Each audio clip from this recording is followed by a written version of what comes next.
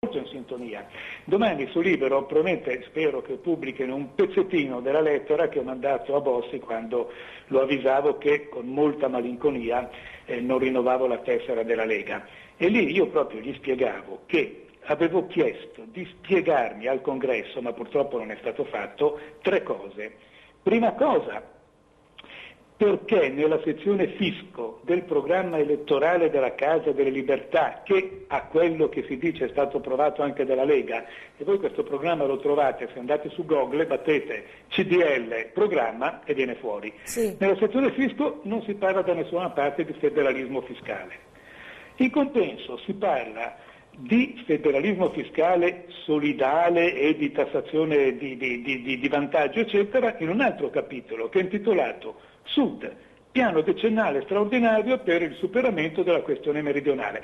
In altre parole, se la Casa delle Libertà vinceva le elezioni, per rispettare quel programma dal Veneto e dalla Lombardia dovevamo mandare ancora più quattrini a sud, no? E la terza domanda era sempre di più di quelli che Prodi ha stanziato con l'ultima finanziaria? Questo lo sa solo il Signore, perché non abbiamo vinto le elezioni, ma in quel programma elettorale lì c'era scritto che si voleva fare federalismo fiscale solidale per aiutare il Sud. Allora io ho chiesto alla Lega, per favore fatemi capire se questa è la posizione ufficiale del partito, perché non mi quadra, cosa volevo che venisse fuori? Che venisse fuori o che quelli della CDL ci hanno imbrogliati, non so, scrivendo robe su cui non eravamo d'accordo, oppure non lo so, che abbiamo scritto queste robe per cercare di far prendere a Berlusconi più voti al Sud, non lo so, questo è il fatto, il problema c'è, no?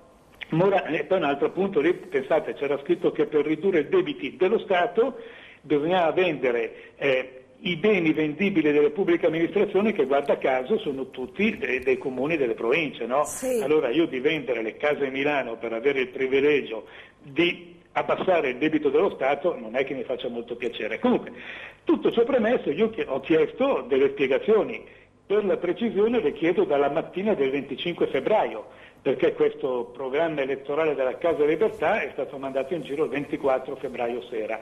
Non mi hanno mai